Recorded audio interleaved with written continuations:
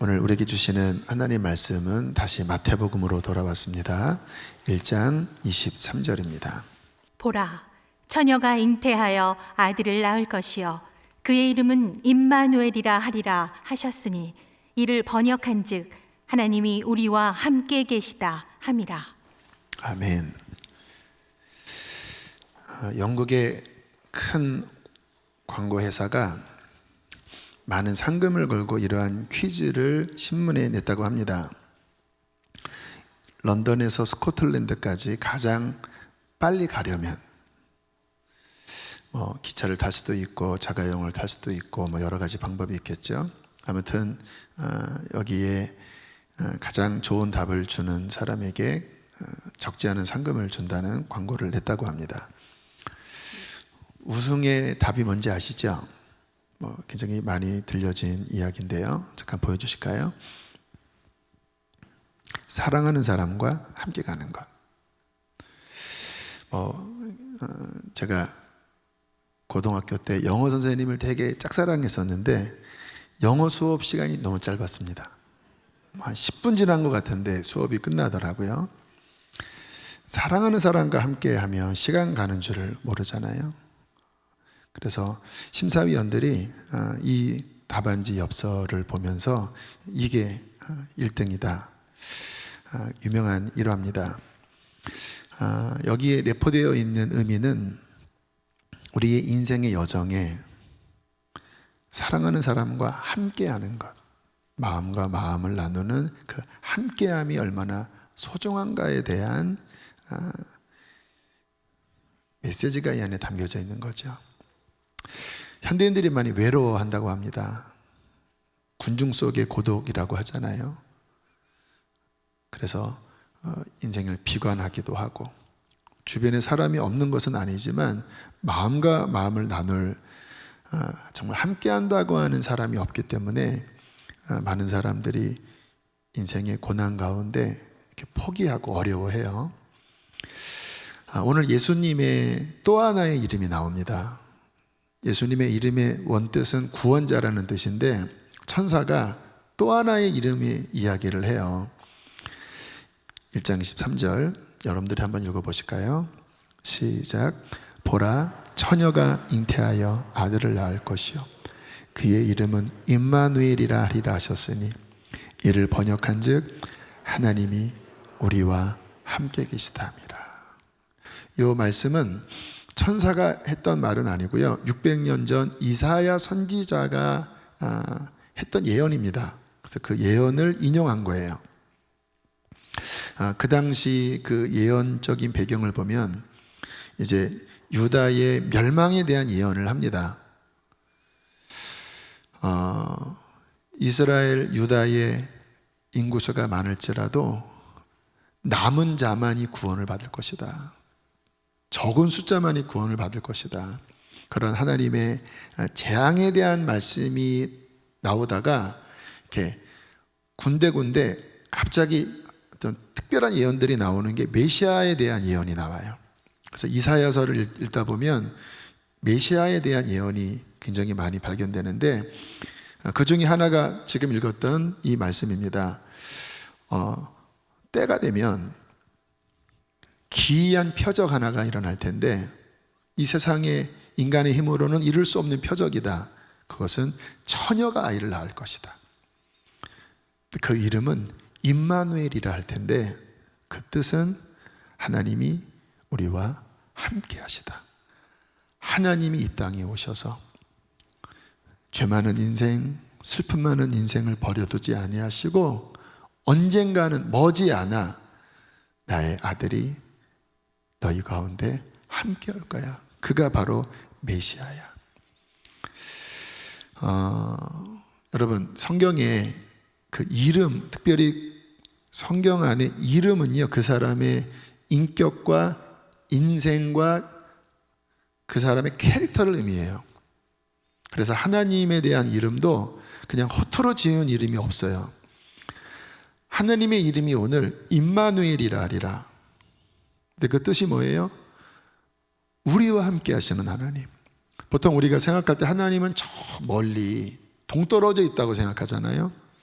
그런데 하나님은 직접 우리에게 아니야, 나는 너희와 함께하고 있고 나는 결코 너를 포기하지 않고 결코 너를 버려두지 않는 너희와 함께하는 네 인생길에 함께 가는 임마누엘의 하나님이야 라고 말씀을 하시는 겁니다.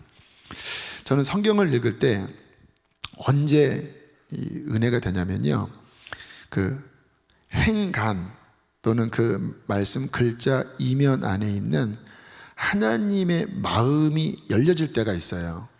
근데 그때는 사랑이 느껴집니다. 하나님이 우리를 향해 이런 사랑이 있으시구나.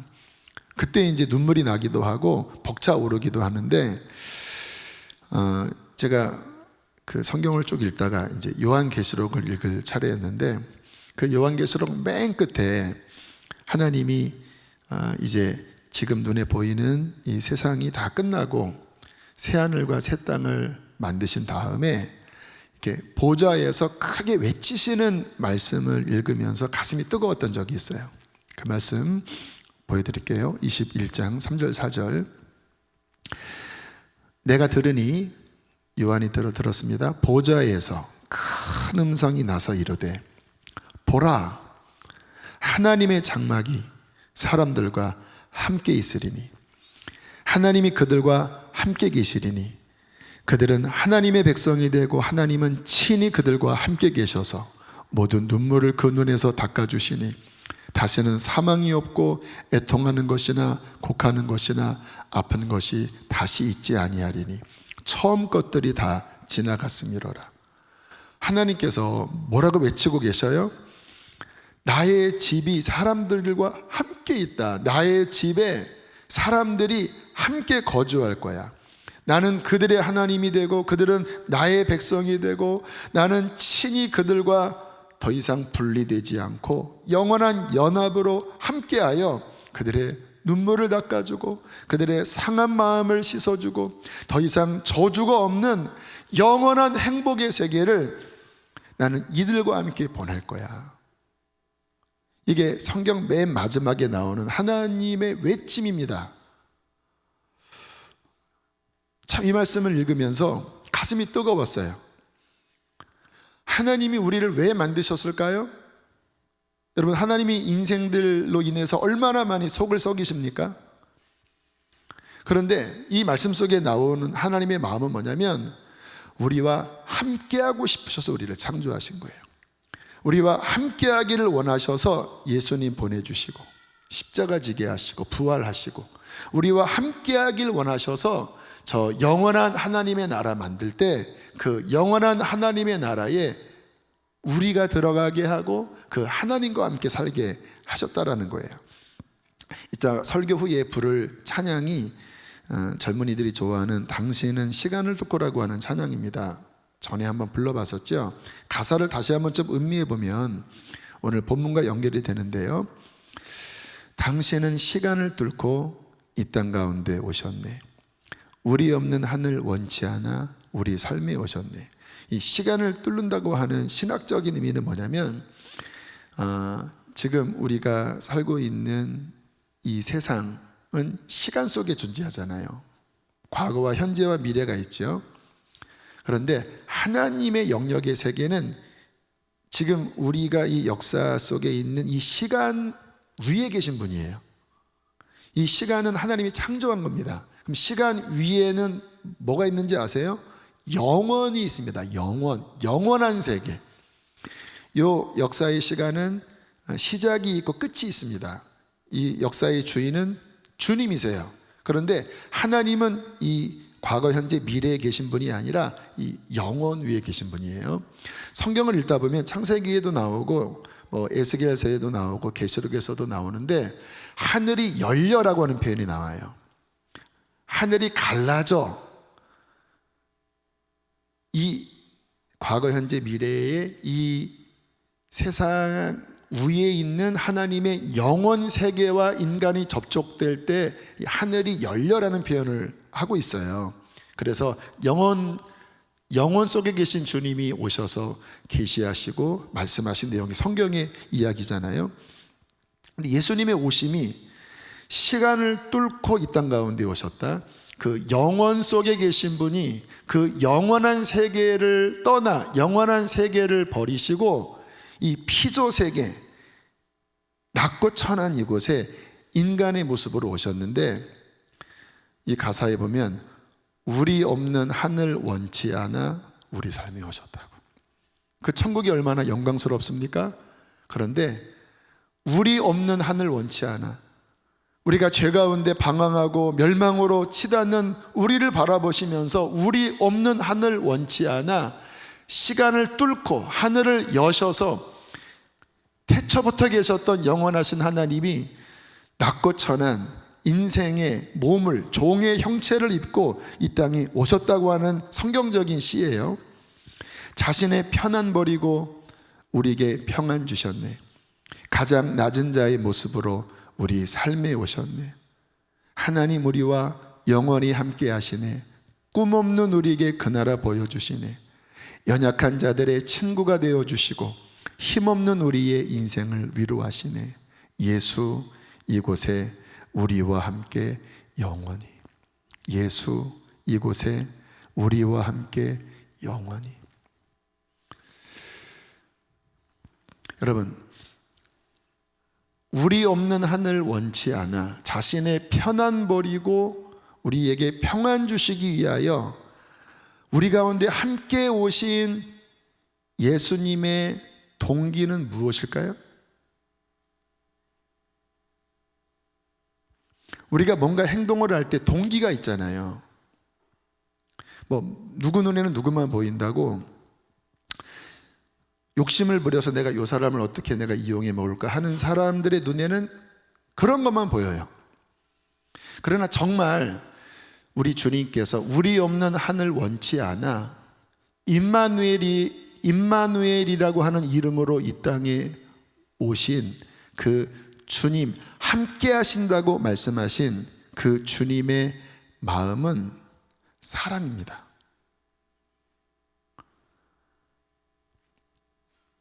내가 너희와 함께해.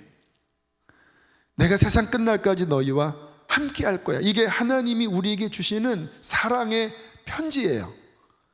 그래서 성경을 읽다 보면 그 함께 하신다고는 말씀이 도배되어 있습니다. 굉장히 많아요. 제가 좋아하는 말씀 가운데 하나가 시편 139편인데요 다윗이 지은 시인데, 다윗의 시를 보면 탁월해요. 그 문장도 참 아름다울 뿐만 아니라 영적으로 굉장히 깊습니다. 자, 보세요. 7절부터 내가 주의 영을 떠나 어디로 가며 주의 앞에서 어디로 피하리이까?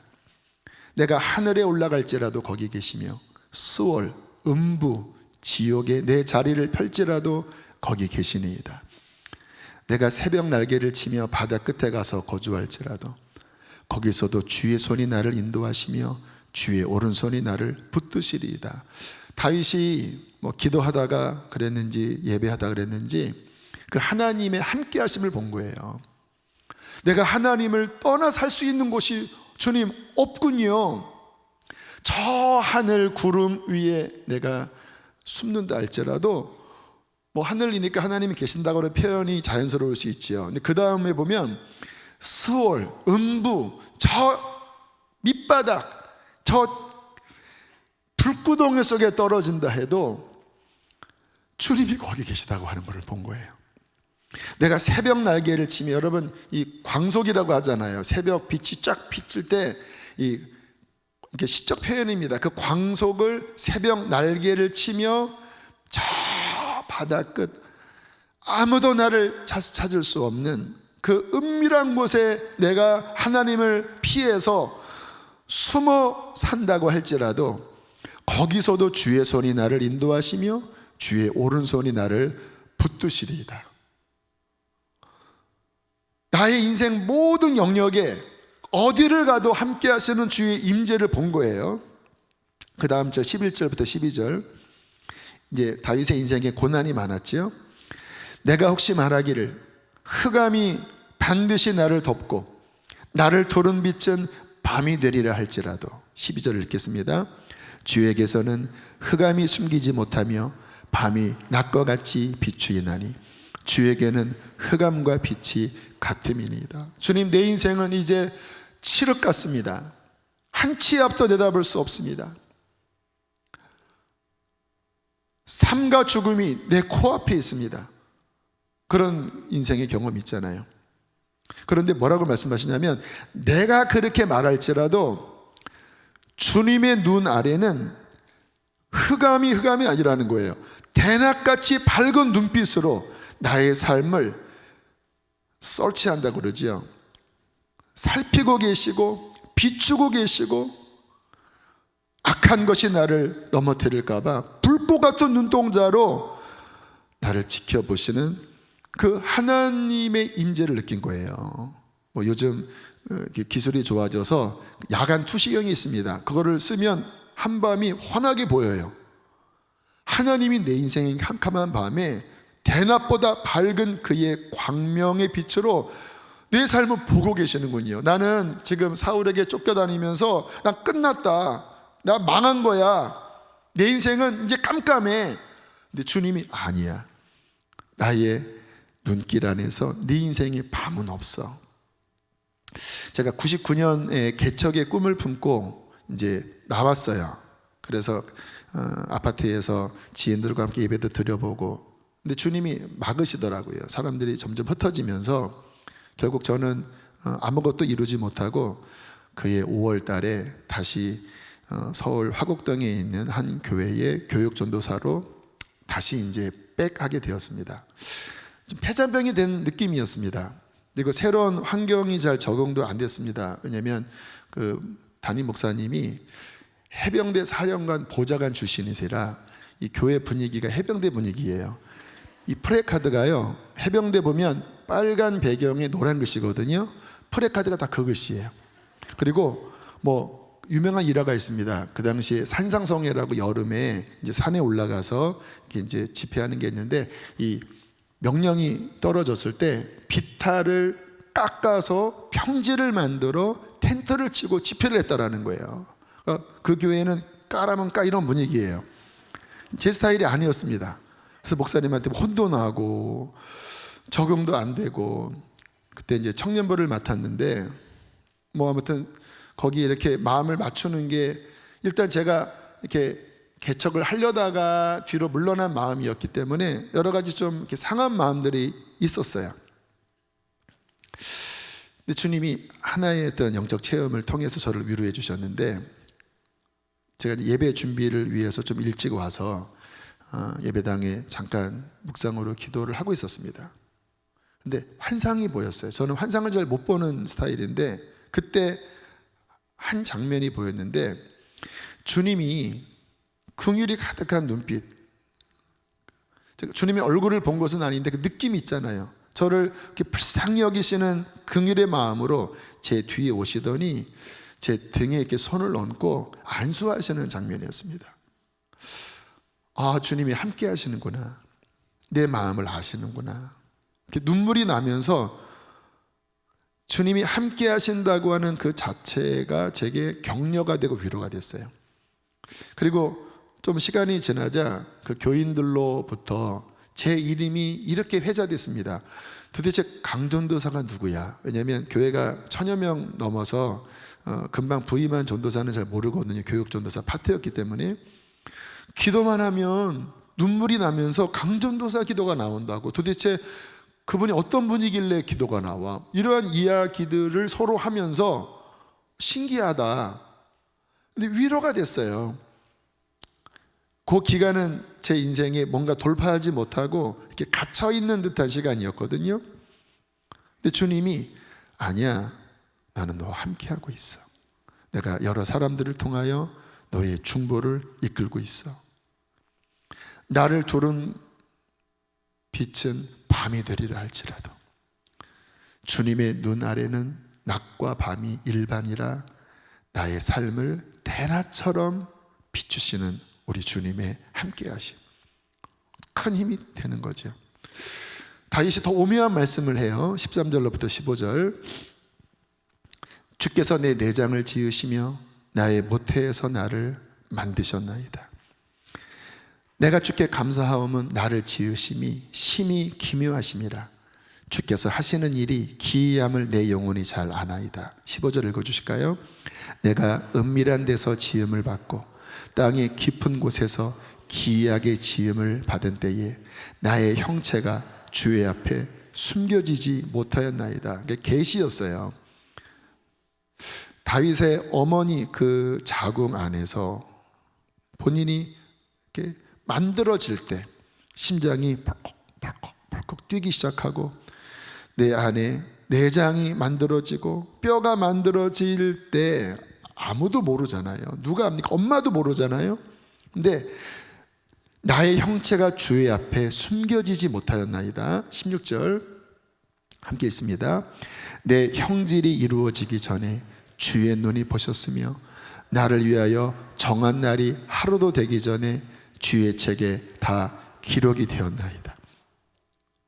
하나님의 함께 하심이 내가 태어난 이유가 아니라 나조차도 나를 모르고 어미조차도 나를 모르고 세상에 누구도 볼 수 없는 그 은밀한 곳에서 내 형질이 이루어지기 전에 주님의 눈이 나를 이미 보고 계셨으며 내가 태어나서 내 인생을 시작하기도 전에 주님의 책에 내 인생을 향한 하나님의 계획이 이미 다 기록되어 있나이다.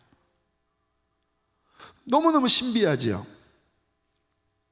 제가 이 말씀을 지하철에서 읽다가 눈물이 터진 적이 있어요. 아까 제가 성경 읽다가 하나님의 어떤 마음이 깨달아질 때 눈물이 난다고 했잖아요. 주님이 저에게도 실은 이 말씀을 주셨던 적이 있어요. 제가 엄마 뱃속에서 이렇게 만들어지고 있는 한 장면과 주님께서 그 옆에서 흰옷을 입고 너무 밝게 웃으시면서 제가 이렇게 만들어지는 것을 보시면서 이렇게 기뻐하시는 한 장면이 이 말씀을 읽을 때 오버랩이 됐어요. 막 눈물이 쏟아졌습니다. 그때는 내가 하나님을 몰랐던 시절, 우리의 가정 누구도 교회 다니지 않았던 시절, 나는 15살 그때 처음 교회에 가서 그때 주님의 부름을 받은 줄 알았는데, 주님은 내가 하나님을 몰랐을 때, 우리 엄마도 하나님을 몰랐을 때 그 은밀한 곳에서 내가 막 만들어지고 있었던 그 순간에도 나를 보시고 막 나의 그 만들어짐을 기뻐하시면서 나를 향한 선한 계획을 품고 계셨구나.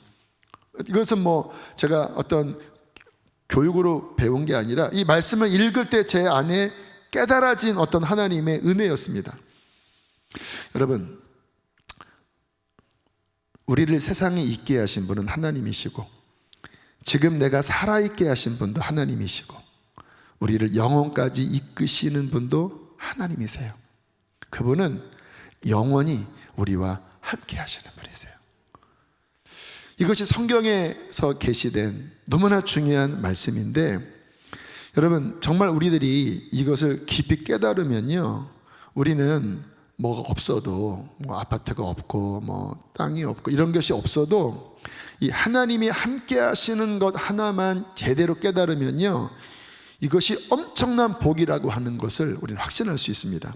성경을 읽어보면 결국 하나님이 하신 최고의 개런티는 너와 함께 할 겁니다. 너와 함께 할게. 만유의 주인 되신 그분이 함께 하시는 것보다 더 큰 게 어디 있겠습니까? 제가 이제 개척하러 나오던 그 99년, 98년도로 기억합니다. 교회에서 저를 좋아하셨던 남자 집사님, 사업하는 남자 집사님이 계셨어요. 제가 이제 개척한다고 하니까 저는 뭐 좀 생각이 짧아서 그랬는지 뭐 돈도 없고 뭐 이것저것도 없었지만 그냥 믿음의 깡 하나로 이제 나왔거든요. 근데 그분이 저한테 속담 하나를 이야기를 하시더라고요. 전도사님, 소도 비빌 언덕이 있어야 합니다. 소도 비빌 언덕이 있어야 합니다. 제가 그 뜻을 찾아보니까 의지할 때가 있어야 한다, 그 말, 그 뜻이래요. 그런 마음이었던 것 같아요. 전사님 개척한다고 하는데 도와줄 부모님의 재력이 있나요? 전도사님 힘들 때 누가 좀 이렇게 후원할 사람이 있나요? 그거 없이 하신다고 하니 내가 전도사님을 사랑하는데 안타깝습니다. 소도 비빌 언덕이 있어야 합니다. 지금 생각해 보면 마음 가운데 본인이 좀 어느 정도 도와주고 싶은 마음이 있었던 것으로 추측이 가능합니다. 근데 안 도와주셨어요. 제가 아무것도 없었을까요? 부빌 언덕이 정말 없었을까요? 저의 부빌 언덕은 하나님이었습니다. 어릴 때부터 나의 소망 되신 주님, 그분 한 분 의지하면서 이제 그때가 이제 29이었는데 29까지 왔거든요. 이사야서에 하나님이 함께 하신다고 하는 약속 두 가지가 나오는데 제가 읽어볼게요. 두려워하지 말라. 내가 너와 함께 함이라. 어떤 일이 생겨도 놀라지 말아라. 나는 내 하나님이 됨이라. 내가 너를 굳세게 하리라. 참으로 너를 도와주리라. 참으로 나의 의로운 오른손으로 너를 붙들리라. 이거보다 더 큰 개런티가 어디 있습니까? 43장 2절, 네가 물 가운데로 지날 때에 내가 너와 함께 할 것이라. 강을 건널 때에 물이 너를 침몰하지 못할 것이며 내가 불 가운데 지날 때에 타지도 아니할 것이요 불꽃이 너를 사르지도 못하리니. 하나님이 함께 하시면, 그분이 오른손으로 나를 붙들어 주시면 무엇이 부족해요? 돈이 없다고 해서 안 되는 건 아니잖아요. 인생에 홍수가 닥치고 불길이 나를 사로잡는다 해도 주님이 보호하시면 보호받을 수 있는 거거든요. 그게 저의 부빌 언덕이었고 그렇게 의지하며 여기까지 왔습니다. 저는 주님 안에서 부족함이 없다고 믿습니다. 왜요? 주님이 저의 전부가 되셨기 때문에. 어쩌면 제가 주님 말고 다른 것을 더 의지했다면 지금의 10분의 1도 저는 누리지 못했을 거예요. 그런데 하나님의 함께 하심이 너무나 컸기 때문에 저는 그분 안에서 많은 것들을 누리며 이 길을 걸어가고 있어요. 지난주에 결혼을 앞둔 선교사님 자녀를 만났습니다. 참 순수하고 맑은 영혼을 가진 자매였어요. 자매가 이러한 간증을 저에게 해주었습니다. 9살 때 아버지를 따라, 이제 부모님을 따라 중국의 이제 선교사 자녀 MK라고 합니다. 미셔너리 키즈라고 이제 9살 때 갔대요. 그 속에서 아무튼 이제 선교사님 장녀, 나이는 어리지만 대충 그 느낌 아시죠? 이제 아버지의 선교를 돕고 거의 반 선교사입니다. 선교사 자녀들은 그 속에서 음악을 좋아하기 때문에 이제 뭐 찬양대 지휘도 하고 또 같이 예배도 드리고 그러한 초등학교, 중학교 때는 잠깐 미국에 유학 갈 그런 기회도 있었다고 해요. 그런 어떤 시간들을 보내고 다시 중국에 와서 굉장히 긴 시간을 선교사 자녀로 보내고 작년쯤에 이제 온 가족이 중국에서 나와서 이제 한국에 정착을 하게 되었다고 합니다. 가진 게 없지요. 있었던 재산은 중국 선교하면서 다 하나님을 위해서 드리고, 그리고 아버님은 거의 60이 되셨는데 또 본인은 이제 20대 후반, 동생이 또 있는 그 가운데 뭐 이제 하나님이 또 은혜로 또 살아가야 되지 않겠습니까? 근데 이제 결혼을 앞두고 어쨌든 최소한의 마련해야 될 그런 혼수가 있잖아요. 그런데 인간적으로 그런 부분에 준비된 게 없는 거예요. 그러니까 아버님이 나는 네가 그냥 아버님 표현대로라면 이렇게 거지같이 그렇게 시집 보내고 싶지 않다. 우리 기도하자. 그래서 가족이 함께 막 기도를 드렸대요. 그러면 정말 하나님의 은혜로 아는 선교사님이 전화해서 감동받았다고 하면서 내가 이거를 장만해 줄게. 뭐 얼마나 좋은 거겠습니까? 뭐 같은 선교사님들이라면 뭐 적당한 가격의 TV, 뭐 냉장고, 뭐 이런 것들이 이렇게, 또 어떤 경우는 그 셀 있죠. 거기서 누가 본인도 플로잉 받았는데 기도하다가 이쪽으로 흘려보내라고 하는 마음을 받았다고 200만 원을 보냈대요. 적지 않지요. 그러나 그렇다고 또 넉넉하지도 않아요. 그렇게 하나님이 이렇게 돌보셔서 지금 이제 결혼을 앞두고 있습니다 라는 고백을 하는데 가슴이 이렇게 뭉클하더라고요. 처음 만났지만 그 인생의 스토리가 보이는 거예요. 어릴 때 중국에 가서 하나님을 위해서 온 가족이 함께 섬기면서 하나님이 그 모습을 보시지 않았겠는가. 이제 결혼할 때가 돼서 인간적으로는 가진 것이 넉넉치 않지만 우리 하나님은 선하신 분이십니다. 은혜가 풍성하신 분이시거든요. 그 하나님이 어떠한 마음으로 이 가정을 바라보시겠는가. 그 아버지의 눈물, 어머니의 눈물의 기도를 하나님은 어떠한 공의로 보시겠는가. 또 그렇게 참 착하게 부모님을 섬겼던, 따랐던 그 딸이 결혼을 앞두고 있을 때 진짜 하늘의 아버지 어떠한 마음일까. 하나님의 함께 하심이 느껴지더라고요. 그래서 제가 자매는 부자라고, 이 세상에 자신의 번 돈으로 또 부모님의 어떠한 후원으로 더 좋은 혼수와 더 좋은 결혼 예물을 준비할 수 있지만 자매는 하나님이 함께 하심으로 하나님의 임재가 있는 혼수, 이 세상에 하나님이 이렇게 혼수를 마련해 주시는 사람이 얼마나 되겠냐고. 이 눈에 보이는 이 물질이 중요한 게 아니라 하나님이 함께 하시지 않냐고. 자매의 모든 인생, 아버지, 어머니의 인생 하나님이 분명히 보셨고 하나님께서는 그분의 풍성하신 은혜로 갚아주고 계신다고. 그렇게 제가 격려하고 그 형제한테 과분한 줄 알라고 진짜 이렇게 제가 그렇게 정말 그 영적인 그런 마음으로, 그런 축복하는 마음으로 그렇게 했어요. 여러분, 세상에서 가장 좋은 것은 하나님이 함께 하시는 거예요.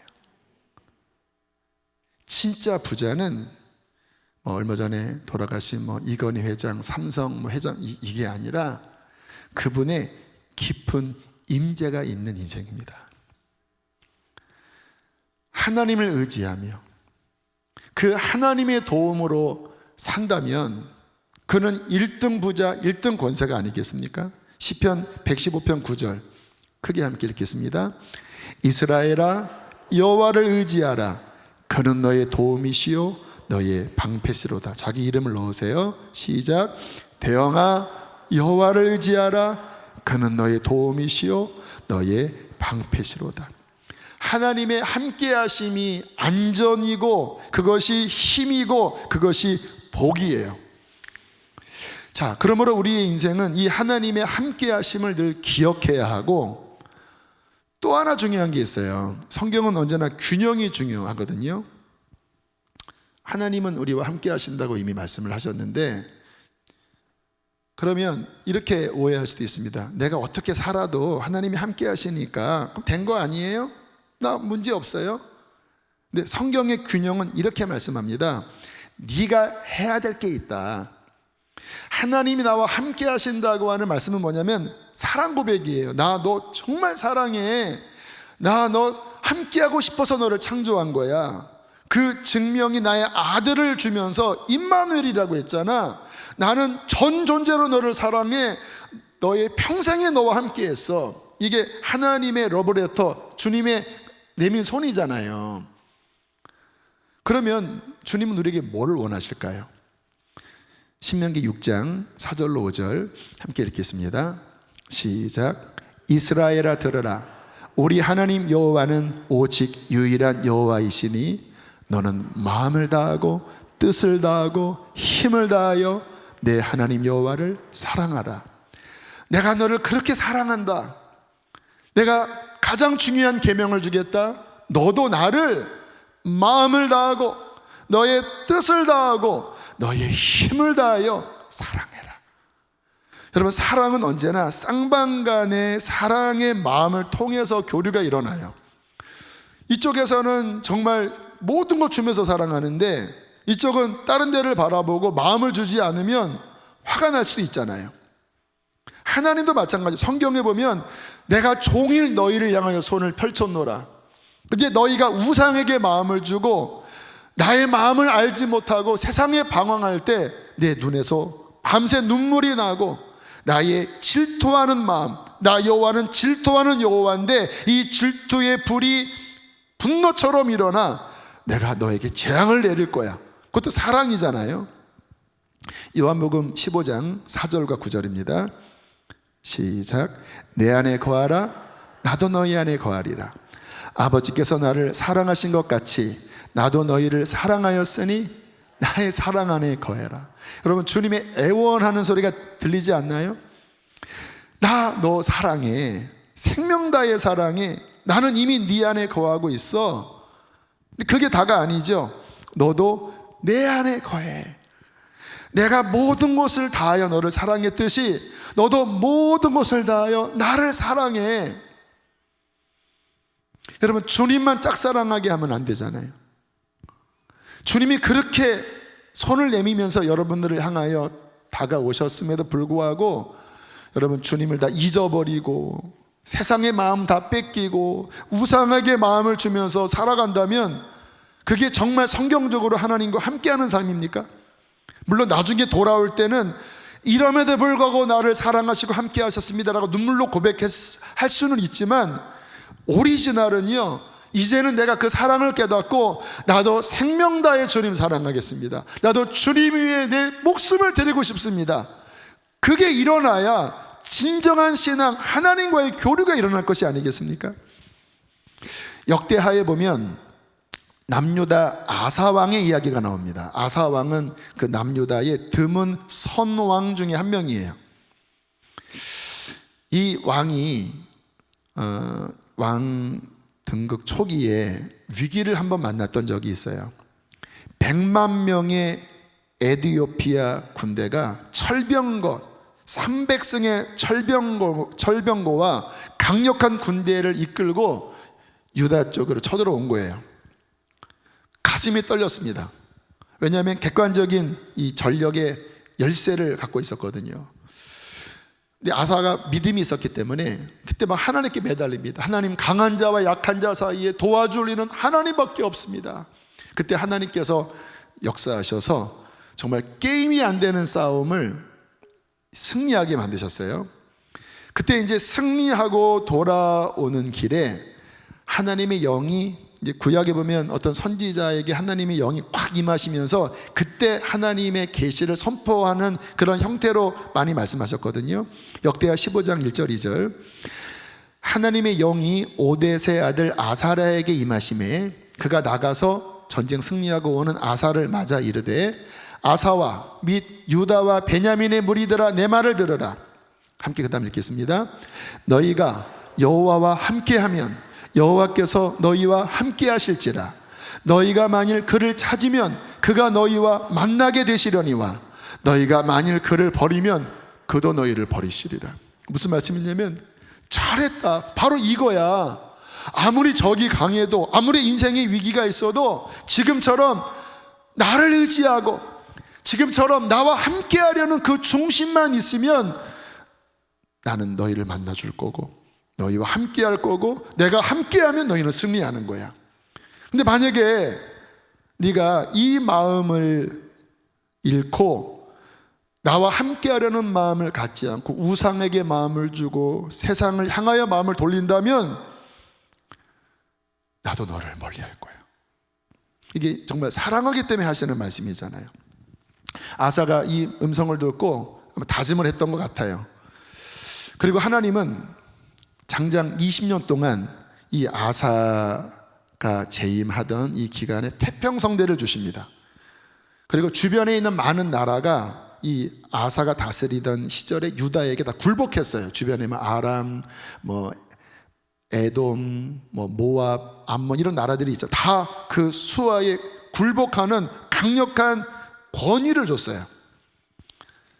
자, 20년이 지나 하나님의 테스트가 왔습니다. 다시 적이 쳐들어왔는데 이번 적은 20년 전에 그 100만 대군보다는 훨씬 떨어지는 파워의 적이었어요. 아마 하나님이 아사가 어떻게 하나 보셨던 것 같아요.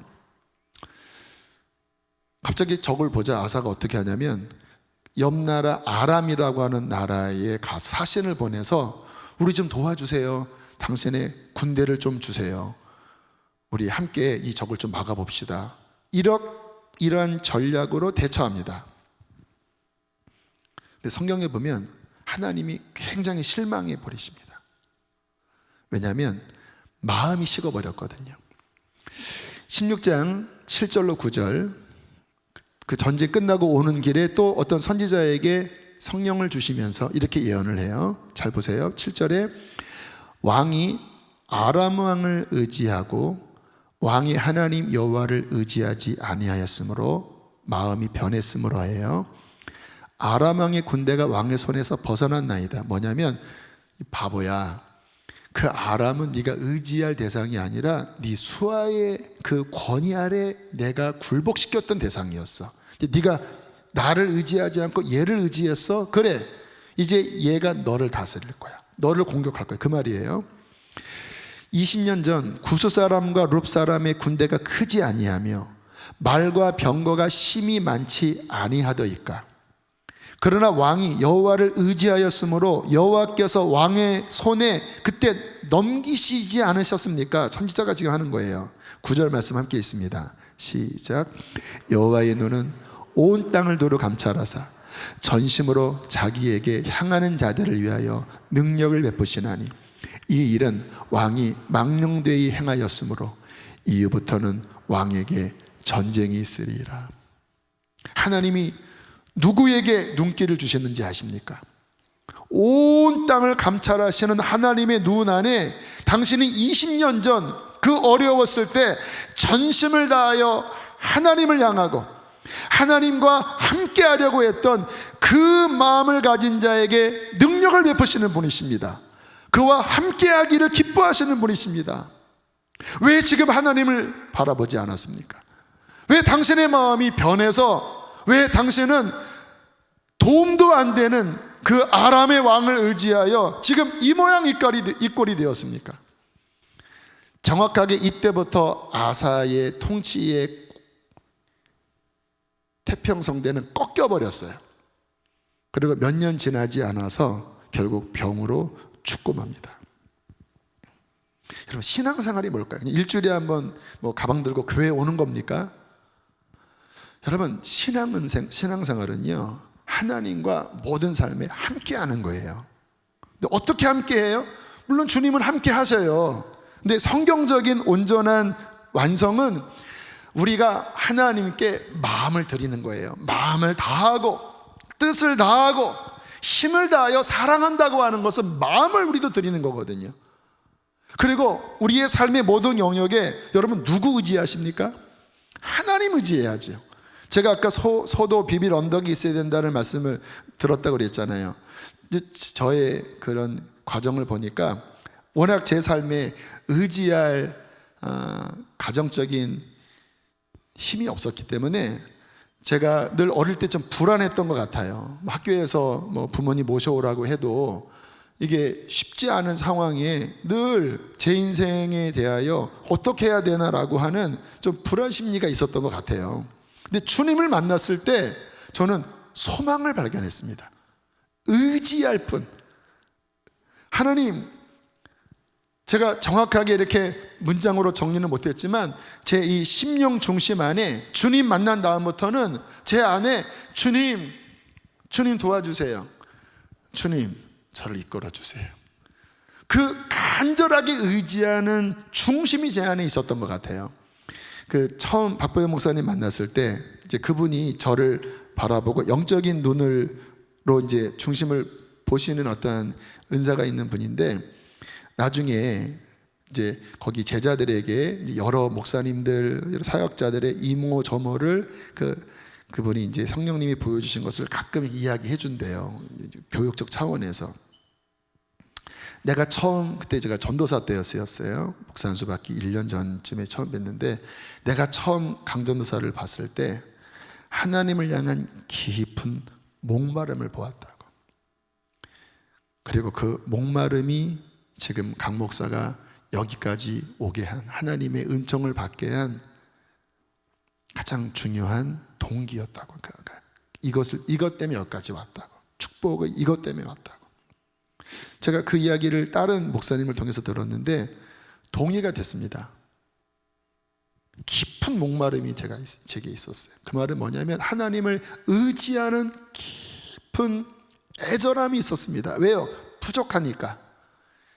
그리고 그분 안에서 소망을 발견했기 때문에 뭐 이것도 없고 저것도 없어도 그냥 마음 안에 주님, 주님.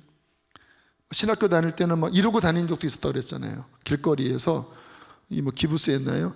주님 손 붙잡는 마음으로 주님, 저 주님 손 붙잡아요. 함께 하시죠. 늘 주님과 마음으로 대화했어요. 주님 어떻게 할까요? 주님께 좀 잘못하면 막 양심에 찔려서 주님 회개해요. 주님 은혜가 좀 떨어지면 나 주님 은혜 없이는 못 살아요. 막 매달리고 성경 읽고 늘 찬양하고, 그러니까 주님과 함께 하려고 늘 애썼던 저의 20대 30대의 삶이었는데, 왜 그랬냐면 그것이 가장 좋고 그것이 나의 가장 큰 유업이라는 것을 제 영이 직감했기 때문에 이제 자연적으로 그분을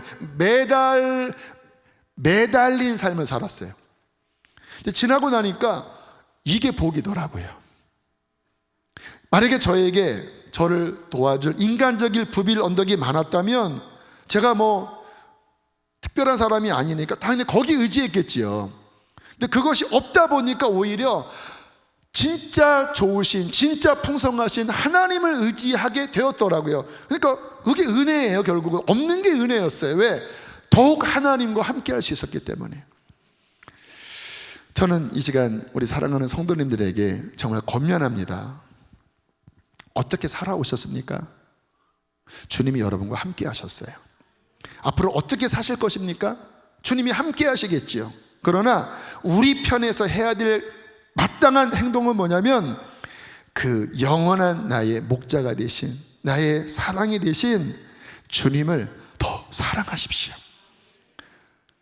주님 짝사랑하다가 상처받지 않게 하시고, 상처받지 않게 하시고, 힘들 때는 나를 의지하다가 좀 풀리니까 마음 식었네, 더 이상 나를 의지하지 않네, 그렇게 주님의 마음 아프게 하지 말고 정말 우리의 삶이 어떻든 상관없이, 내 나이가 어떻든지 상관없이 주님을 향한 간절한 사랑과 간절한 마음으로 주님의 손을 꼭 붙잡고 하나님과 늘 대화하면서 우리의 인생의 여행길을 주님과 동행하는 저와 여러분 되시기를 축복합니다.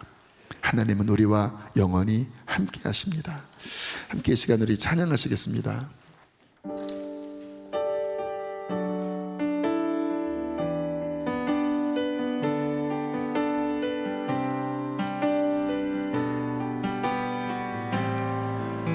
오늘 말씀 기억하며 고백합니다.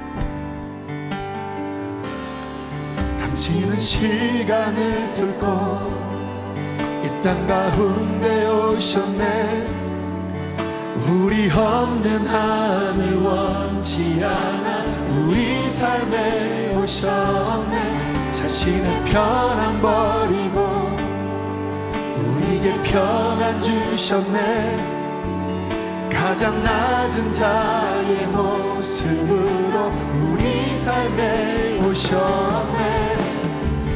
하나님 우리와 영원히 함께 하시니 꿈 없는 우리 그 나라 보여주시네. 그 나라 보여주시네. 연약한 자들의 친구가 되어주시고 힘없는 우리의 인생을 위로하시네. 보라 처녀가 잉태아들을 낳을 것이니 그 이름을 임마누엘이라 하리라. 다시 한번 고백합니다.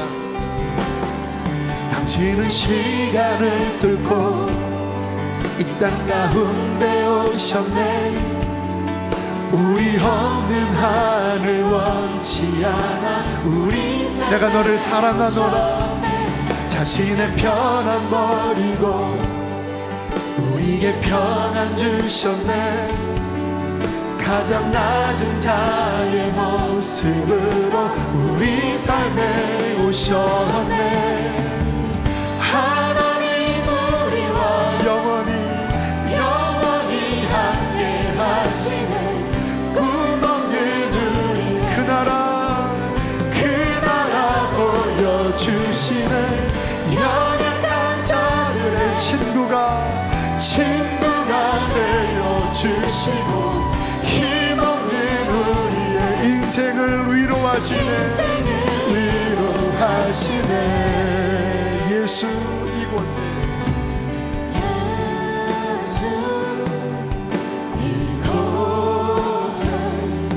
우리와 함께 영원히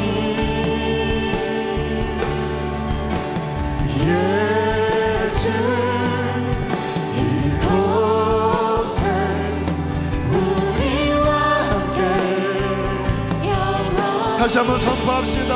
예수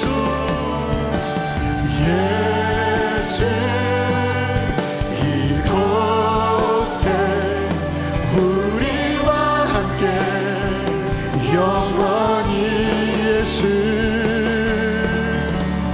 예수 이곳에 우리와 함께 영원히. 하나님 우리와 영원히 함께 하시네. 꿈없는 우리에게 그 나라 보여주시네. 연약한 자들의 친구가 되어주시고 힘없는 우리의 그 삶을 위로하시네. 여러분, 눈을 감고 지나왔던 삶을 굽이굽이를 돌아보세요. 여러분이 알든 모르든 그분은 여러분과 함께 동행해 주셨습니다.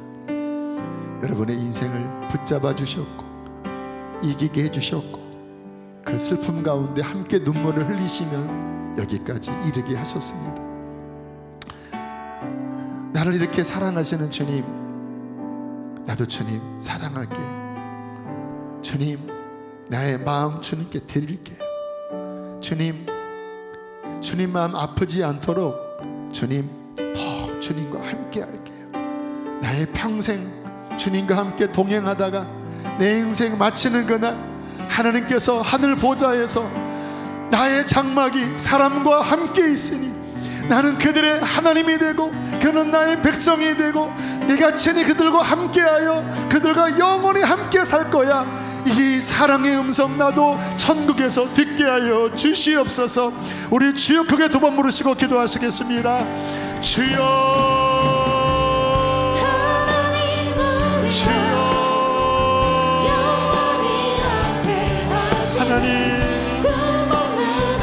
주님을 생명 다해 사랑하게 하여 주십시오. 우리를 생명 다해 사랑하시는 주님을 우리도 생명 다해 사랑하게 하여 주십시오.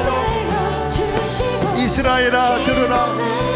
우리 하나님 여호와는 오직 유일한 여호와이시니 너는 마음을 다하고 뜻을 다하고 힘을 다하여 내 하나님 여호와를 사랑하라. 하나님, 주님 사랑하겠습니다. 주님 사랑하겠습니다. 주님 마음을 주님께 드리게 하여 주십시오. 주님 마음 아프지 않게 하여 주십시오. 지금까지 내 인생을 이끌어 주신 하나님, 주님 고맙습니다. 앞으로도 주님은 이끌어 주실 것입니다. 하나님, 주님과 함께 살게 하여 주십시오. 주님과 함께 살게 하여 주십시오. 주님 사랑합니다. 주님 사랑합니다. 주님 사랑합니다. 주님 사랑합니다. 예수여, 예수여, 예수여. 하나님 우리와 영원히 함께 하시네. 꿈없는 우리에게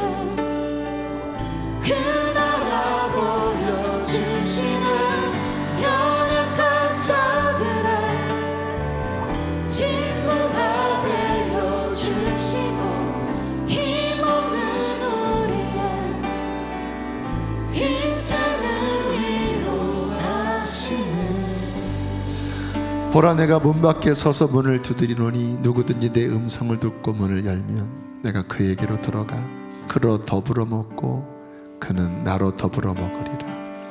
하나님, 우리와 함께 하신 주님, 또 우리와 더욱 함께 하기 위하여 우리에게 마음의 노크를 하신 주님의 음성을 듣습니다. 우리의 마음의 문을 주님께 엽니다.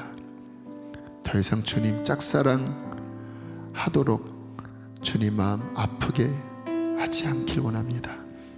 우리도 주님 사랑하게 하시고 더 가까이 하게 하시고, 하나님 인생의 낮과 밤의 모든 시간에 하나님 오직 주님과만 동행하게 하여 주십시오. 우리의 짧은 인생 얼마나 살지 모르지만 주님께 드립니다. 주님 사랑함으로 드립니다. 우리를 저 천국까지 이끄실 나의 선한 목자, 그 아버지의 나라에서 영원히 살 나의 신랑 되실 예수님께 내 모든 것을 드립니다. 하나님 사랑합니다.